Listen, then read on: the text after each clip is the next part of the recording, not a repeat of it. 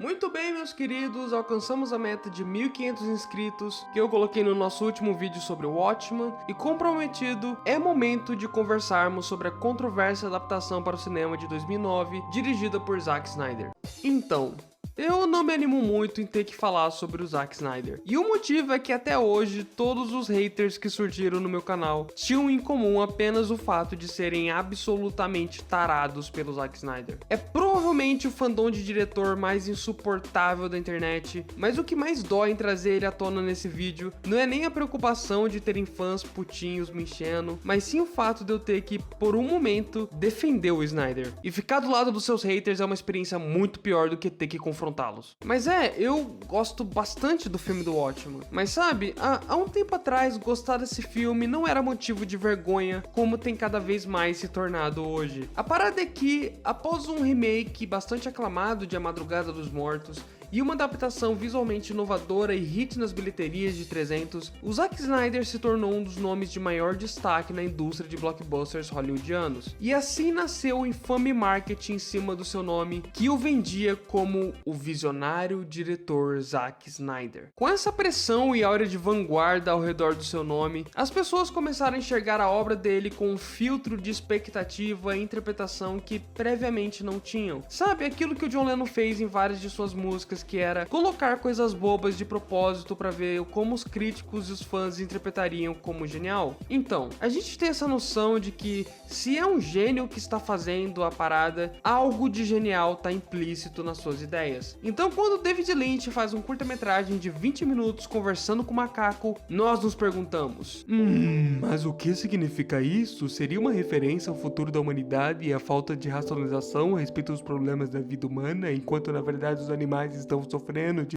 vocês entenderam. Agora, se fosse o mesmo curta-metragem feito, sei lá, pelo Michael Bay, a gente provavelmente iria só falar: mas o que caralho este filho da puta arrombado está injetando no sangue? Puta que pariu, o maluco está completamente maluco de fazer um texto desse, mas o que ele está pensando da vida, esse retardado mental? Então, na época em que o Snyder era tido como uma grande revelação, a maior parte das pessoas, se não amava, ao menos tolerava o Watchmen, bem como seus outros filmes. Mas bem, após anos e anos passados de fracassos, entrevistas absolutamente inteligíveis que nos fazem questionar se o Snyder um dia deixou de ter 16 anos, e as intertextualidades machistas e homofóbicas em seus longas, o nome de visionário caiu por terra, e isso obviamente gerou uma reavaliação de suas mais aclamadas obras. Hoje em dia, o Watchmen não é apenas uma adaptação extremamente polarizante, como para alguns é até mesmo uma calúnia contra a obra original, um verdadeiro desastre que nunca deveria ter existido, uma reinterpretação reacionária do texto original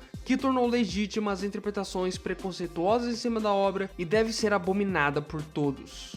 Bem, à primeira vista eu não tendo a concordar muito com nenhuma dessas colocações, mas eu não quero basear minha resposta a elas em um resumo tão superficial da questão. Então vamos atrás de alguma elaboração completa e válida a respeito disso.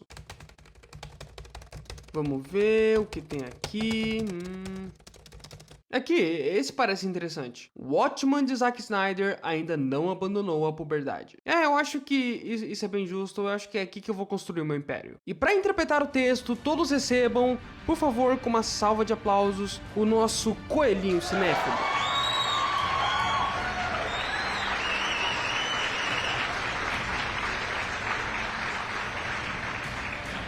Vão tudo tomar no cu.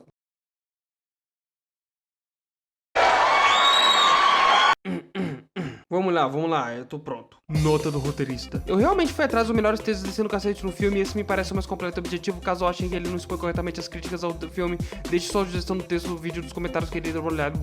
Muito bem, vamos começar. Mas antes, não se esqueça de dar uma olhada no nosso Apoia-se, onde além de você ajudar o canal a continuar de pé, você pode escolher temas de vídeos, bem como conseguir prêmios como os desenhos que estão aparecendo na tela. E vamos pro vídeo. A adaptação cinematográfica de Zack Snyder da graphic novel seminal de Alan Moore, Watchmen, retém uma quantidade incrível do conteúdo do seu amplo material de origem e é extremamente detalhada na recriação dos painéis da HQ. E no entanto, o filme ainda consegue ser um fracasso completo ao transformar uma peça de literatura politicamente provocativa em uma fantasia adolescente como Sin City. A começar por aqui, vemos uma das várias críticas do texto às obras do Frank Miller. E eu totalmente entendo de onde vêm essas críticas e a validade delas, e entendo como algumas pessoas podem não engolir as HQs do Miller por causa do conteúdo, no mínimo controverso delas. Mas em uma análise crítica, a gente não pode deixar de levar em consideração que o que essas obras entregam de conteúdo estético e narrativo é bastante impressionante e até mesmo revolucionário para a nona arte. E o mesmo pode ser dito das técnicas visuais posteriormente usadas no filme do Rodrigues e do Snyder. O ponto é que o cinema e os quadrinhos são duas artes muito dependentes dos seus fatores visuais, da mesma forma que a música é dependente do seu timing e engenharia de som. Com isso eu quero dizer que simplesmente não ter muita profundidade emocional ou política não é suficiente para taxar uma obra mais focada na estética como ruim. Há grandes clássicos que sobrevivem apenas por seus fatores estéticos e técnicos, e Sin City tem muito disso em sua defesa. Meu segundo ponto é que você tem que se esforçar muito para adaptar uma obra como o Watchmen, praticamente quadro a quadro, diálogo a diálogo, e ainda assim dizer que ela é vazia e apenas uma fantasia estética adolescente. Por mais que eu concorde que a veia estética do Snyder seja muito mais evidente no seu filme do que as intersexualidades políticas da HQ do Moore, elas ainda estão lá muito objetivamente. Tem tanto do conteúdo de Watchmen na adaptação do Snyder, quanto há do conteúdo político de Madrugada dos Mortos original no remake do Snyder, simplesmente porque não há tantas mudanças assim, então o cerne das obras ainda tá lá. Isso certamente não é surpreendente. Zack Snyder só conseguiu até este ponto dirigir as monstruosidades estéticas hipócritas e hipercinéticas como Dawn of the Dead e 300. Embora ele tenha um talento especial para criar imagens impressionantes, ele também compartilha com um estilo de direção estúpida, masculinista e hiperativa de diretores como Guy Ritchie e Tom Tykwer. Eu vou deixar para comentar mais a respeito da hipermasculinidade dos filmes do Snyder mais pra frente, mas de resto eu não vi uma crítica muito concreta aqui, mas sim mais uma questão de gosto pessoal. Qual é, mano? O Guy Ritchie fez muita merda, mas você vai ter que se esforçar muito mais para me provar que Snatch e Two Smoking Barrels não são absolutamente do caralho. 300 em particular provou que Zack Snyder é um buraco negro político, reproduzindo as qualidades fascistas, racistas e homofóbicas da HQ de Frank Miller em sua adaptação servil que não questiona nem usa o cérebro. Mas em Watchmen deveria ter sido diferente. Zack Snyder não estava adaptando servilmente um material de origem tão politicamente repugnante quanto 300, ele estava adaptando uma das graphic novels mais inovadoras de todos os tempos. Então, onde é que tudo deu errado? Aqui nós temos um ponto que eu assino embaixo. O Zack Snyder é extremamente vazio intelectualmente. Ele pode até expressar uma opinião política aqui e ali, mas no geral ele não tem fortes posicionamentos políticos, e em 300 ele fez exatamente o que se esperaria de alguém que não analisa uma obra criticamente. Ele a representou exatamente como ela era no texto original, sem qualquer senso de autoironia ou sátira, como o Rodrigues fez em Sin City. Mas eu vou mais longe e digo que ele mais uma vez fez isso em Watchmen, o que significa que as opiniões e interpretações políticas que você encontra na HQ são em boa parte as mesmas que você encontra na adaptação do Snyder, da mesma forma que você encontra as visões do Miller em 300. Mas é claro que eu posso estar errado, não sei, vamos ver mais o que o texto tem a dizer sobre. O diretor da Nouvelle Vague francesa, François Truffaut, opinou que é impossível fazer um filme anti-guerra, porque cenas de guerra inevitavelmente emocionam o público mais do que repelem o público. Como os filmes de Truffaut e Godard, Watchmen de Alan Moore era uma crítica autoconsciente de seu gênero, tentando encontrar uma nova linguagem incorporando uma abordagem filosófica mais complexa em seu meio. Seria de esperar que o Watchmen de Zack Snyder encontrasse uma nova linguagem cinematográfica para os super-heróis, mas em vez disso, ele opta pelo tipo de ultraviolência rasa, editada e lustrosa, tão predominante no cinema de ação de Hollywood. Beleza, vamos com calma aqui. Que o Watchmen seja o equivalente para as HQs do que a Nouvelle Vague foi para o cinema, eu não tenho nenhum problema em aceitar. Mas tornar isso uma crítica ao filme por ele não ter conseguido ser tão revolucionário para o cinema quanto a HQ foi para os quadrinhos, é para mim um tanto pretensioso e até mesmo ingênuo. Porra, já é difícil pro nosso Zaquinho entregar um filme coerente e agora você quer que ele revolucione a porra do cinema? Deixa o moleque em paz por um minuto. por favor, sobre a parada de que é impossível fazer um filme anti-guerra e etc, eu já sei onde o texto quer chegar. Que onde a violência em Watchmen é repugnante e reprovável, no filme vira objeto de estilismos e grandiosidade cinematográfica. Bem, o fato da violência no cinema ser algo divertido é um debate extremamente antigo no cinema, e a quantidade de diretores que a usam de maneira ainda mais lustrosa e estilizada que o Snyder, e são extremamente aclamados, é incontável. Mais um exemplo em especial me vem à mente agora, por causa desse debate de impossível se fazer um filme de guerra e etc. Sabe, o que talvez seja o melhor filme sobre guerra de todos os tempos, não só estava completamente ciente da crítica do Truffaut, como é totalmente construído em cima dela. Apocalipse Now de Francis Ford Coppola é um filme que do início ao fim transforma a Guerra do Vietnã, uma das mais infames e degradantes da história da humanidade, em um espetáculo cinematográfico como poucos outros, repletos de músicas épicas, humor negro, erotismo e rock and roll. E segundo Coppola, o seu objetivo com isso era justamente mostrar a hipocrisia e lado negro da sociedade por se sentir tão satisfeita em assistir tais horrores na tela grande. E eu não sei se isso contradiz o que o Truffaut diz tanto quanto confirma o que ele disse, mas ao menos demonstra que não necessariamente esse uso de violência e ação é tão estúpido quanto foi pintado pelo texto. E por mais que seja ingênuo de mim presumir que o Snyder tem a mesma capacidade de criação do Coppola, ao menos ele fez uma referência claríssima ao filme na cena do Vietnã.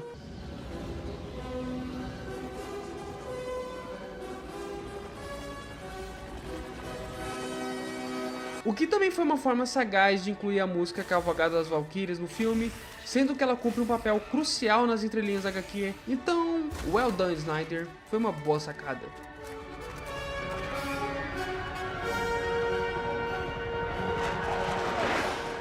E além disso, você pode ter bastante certeza de que o Alan Moore tem total noção de como a violência na arte tem um forte fator de entretenimento. E assim, cenas de Watchmen que discuta a política que quiser em cima delas são simplesmente badass pra caralho. E o mesmo pode ser dito da violência nos filmes do Godard, por exemplo, que foi citado no texto e que não por acaso é talvez a maior influência do Tarantino, aka um dos diretores que mais faz uso da violência com glamour da história do cinema.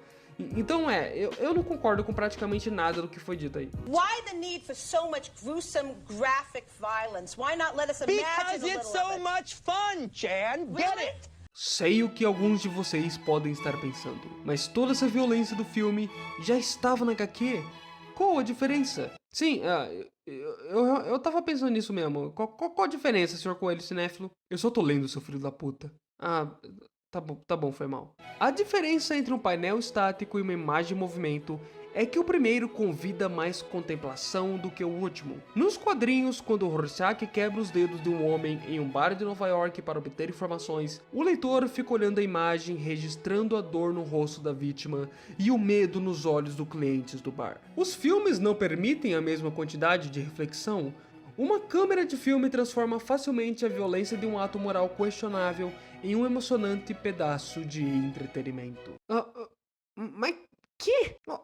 Ok, nesse momento eu começo a reconsiderar se o texto que eu peguei era realmente o melhor na arte de criticar o filme que tem pela internet, porque puta que pariu. Primeiro que aqui você basicamente tá criticando toda a arte do cinema só pra poder falar mal de um único filme. Segundo que haja fé no público de quadrinhos pra achar que eles realmente contemplam uma cena de quadrinho por mais tempo do que a de um filme. E caralho, como assim o filme não consegue demonstrar bem a dor no rosto de uma vítima? Há milhares de bons exemplos disso na história do cinema. E por fim, um filme não consegue transformar uma cena de violência em um emocionante pedaço de entretenimento mais ou menos do que uma HQ consegue. Discutivelmente, o entretenimento é o mesmo, ou a repugnância sobre a ação é a mesma em ambas as mídias. Na verdade, eu totalmente concordo que a pior coisa do filme é a hiperviolência do Snyder.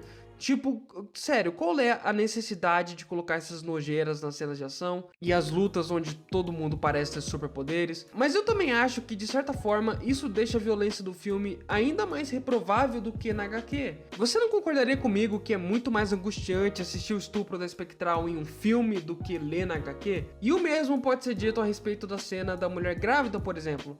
São cenas extremamente chocantes que eu duvido que o Snyder ou qualquer pessoa que não seja uma psicopata tenha visto essas cenas e achado elas glamurosas. Não, em ambas as mídias elas são cenas terríveis. Além disso, acho que não é perder muito para o filme de Hollywood reconsiderar sua abordagem à ação. Bem, eu devo dizer que é sim pedir demais.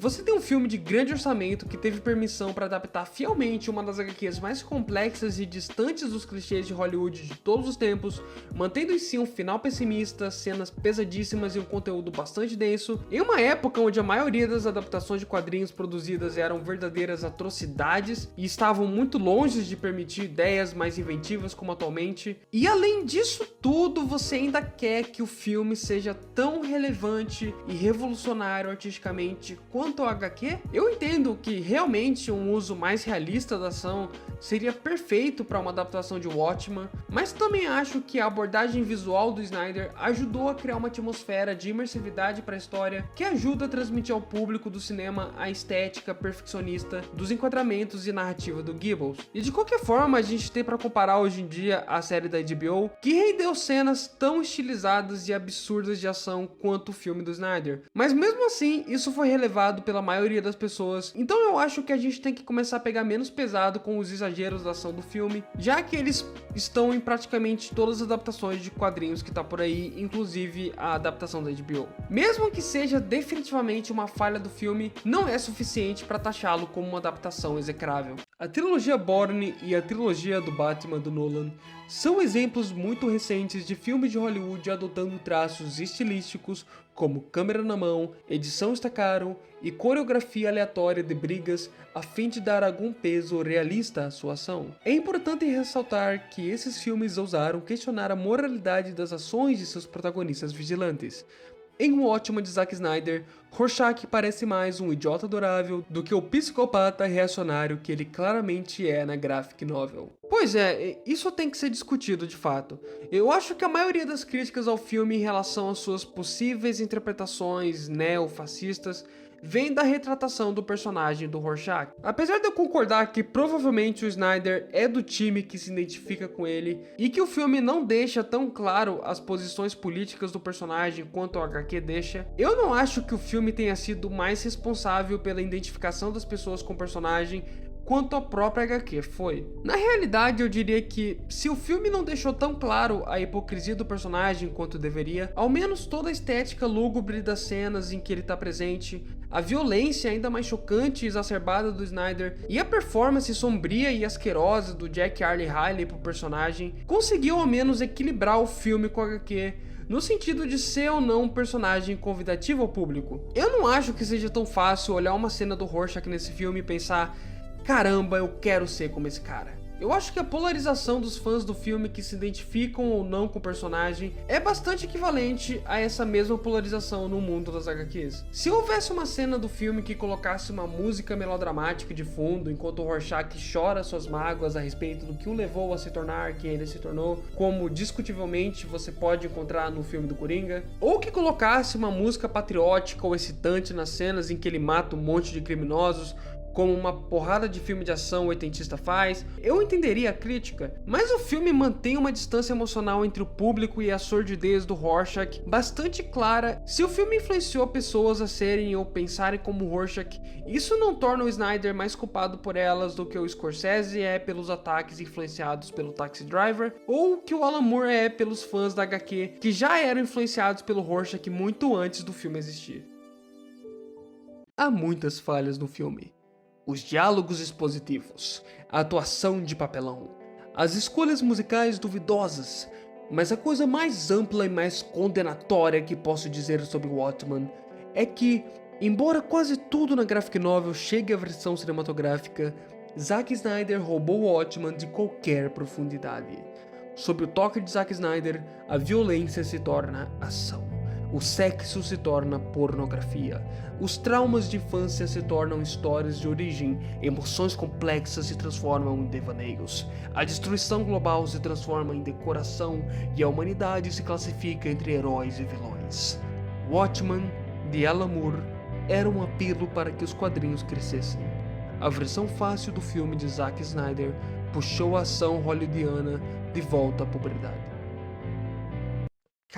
Caralho, isso foi bastante pesado.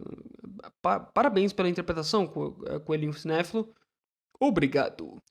Talvez as críticas mais verdadeiras ao filme até então estão aqui. Então eu acho que é chegado o ponto em que minha defesa do filme vai ser mais pessoal do que de fato argumentativa. Por exemplo, eu acho as atuações do filme no geral ótimas. A voz calma e robótica do Dr. Manhattan me parece a representação perfeita do distanciamento emocional que há entre um deus e meros mortais. A voz grotesca e trejeitos do Rorschach são o equivalente psicopática do que vemos no Batman do Nolan, por exemplo. Os diálogos expositivos realmente estão bem mais evidentes aqui do que a HQ do Moore jamais teria, mas quando você pensa o quão difícil seria adaptar uma obra densa como Watchmen, e pensa também em como as HQs de antes de Watchmen e certos momentos da série da HBO foram igualmente mais expositivos em termos de exploração da narrativa do que a HQ foi, o problema fica um pouco mais ameno. Porque convenhamos, poucos roteiristas do universo conseguiriam escrever um roteiro como o Alan Moore escreve. É meio sacanagem usar ele de parâmetro para gostar ou não de um roteiro de uma obra. A parte de violência torna-se ação,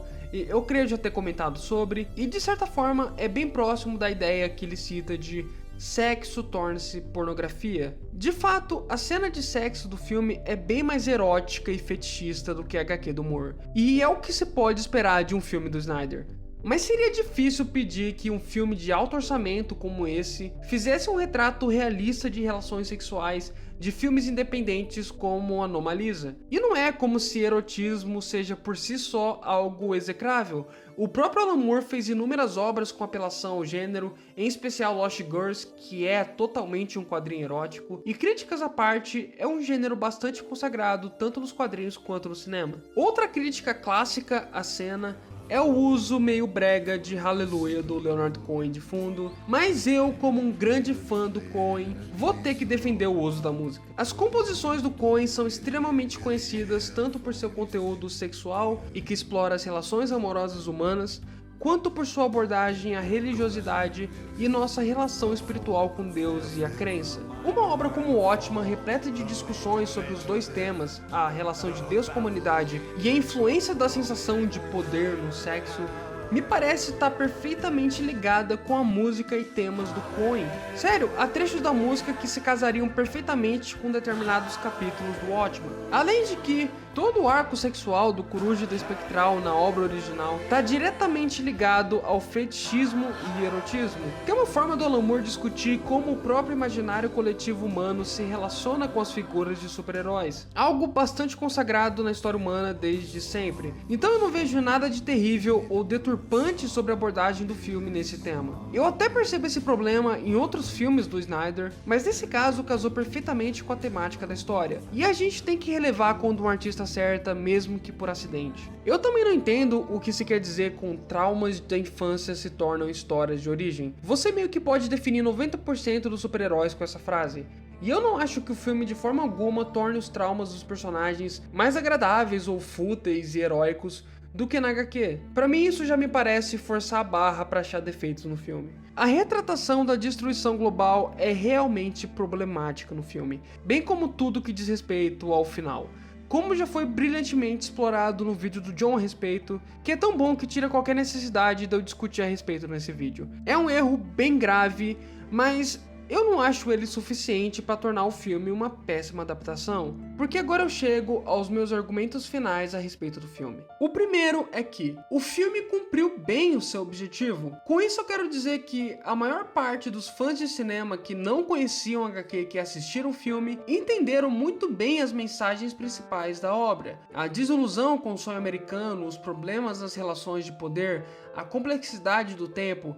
O filme transpõe com fidelidade muito claramente esses temas. Eu também devo resumir todo o texto que a gente leu aqui pro fator central que está sendo criticado, que é o quão exagerado e hollywoodiano o filme é. Há duas formas de levar isso positivamente. De um lado, devemos entender que já é um milagre a Warner ter topado em 2009 fazer um filme tão fiel ao HQ e que não destruísse completamente o legado da obra, mas que sim ajudou a fazer outras pessoas se introduzirem em HQ e as temáticas do quadrinho, que acima de tudo é um trabalho de fã feito com muito carinho, e pelo menos isso creio que seja evidente para qualquer pessoa que assiste. Mas outra forma que eu gosto de ver o filme é mais ou menos a forma que a gente pode entender aquilo que o Stanley Kubrick fez com a sua adaptação de Laranja Mecânica. Kubrick é o meu diretor favorito, e o olhar dele sempre foi mais voltado para os seus conceitos técnicos e visuais do que textuais, justamente por enxergar que o fator crucial do cinema era o audiovisual. Mas obviamente ele nunca deixou os outros fatores da arte cinematográfica em menor escala de qualidade,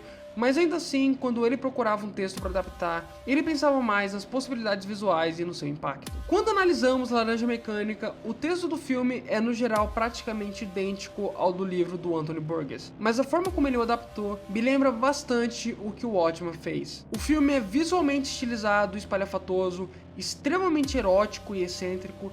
E se quer falar de filme com violência, esse filme foi o responsável pela popularização do termo ultraviolência. Com tudo isso na direção do Kubrick em cima do texto politicamente ácido do Burgess, por que ninguém acusa o Kubrick de ter deturpado a obra original, mesmo a mantendo tão fiel a que é basicamente como acusam o Snyder? Bem, justamente pelo paradoxo que eu citei no início.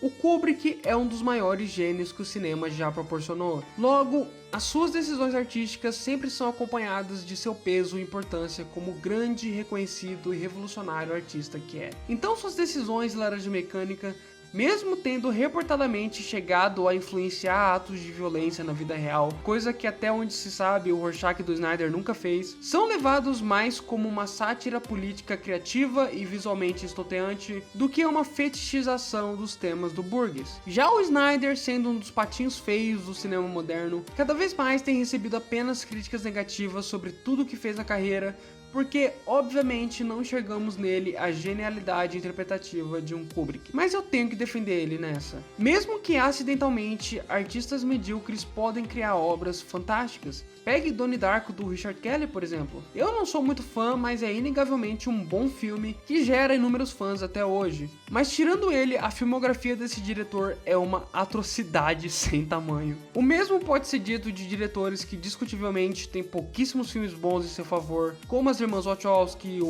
M. Night Shyamalan, ou mesmo o Michael Bay. Então eu não vejo problema em, apesar das falhas e incontáveis problemas que eu tenho com o Snyder, admitir que ele tenha, mesmo que acidentalmente, feito uma adaptação bastante competente de uma das obras mais complexas e geniais da história. Se levarmos o Watchmen como uma adaptação visualmente brilhante, porém mais espalhafatosa e exagerada da obra original, ele consegue ser o equivalente perfeito da crítica das HQs para a mídia cinematográfica. Tendo em vista que a HQ usa de todos os elementos das HQs para construir uma crítica aos super-heróis, faz sentido que o filme use elementos do cinema de heróis para construir a sua crítica ao gênero. Da mesma forma que o Coppola usou o espetáculo da guerra para criticar a guerra, e da mesma forma que o Kubrick satirizou o texto do Burgess. Então mesmo que acidentalmente, eu acho que o Snyder fez uma pequena obra-prima do gênero de super-heróis. No fim, apesar dos meus problemas com o Snyder, tudo que eu tenho a dizer sobre esse filme é: apesar dos pesares, eu te quero tanto.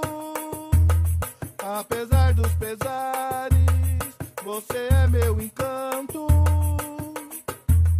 Apesar dos pesares, eu te amo tanto. Apesar dos pesares, apesar dos pesares, eu te quero. Então galera, é isso, espero que tenham gostado. Não se esqueça de se inscrever, porque quando a gente alcançar agora 1750 inscritos vai ter o vídeo sobre o antes de Watchmen.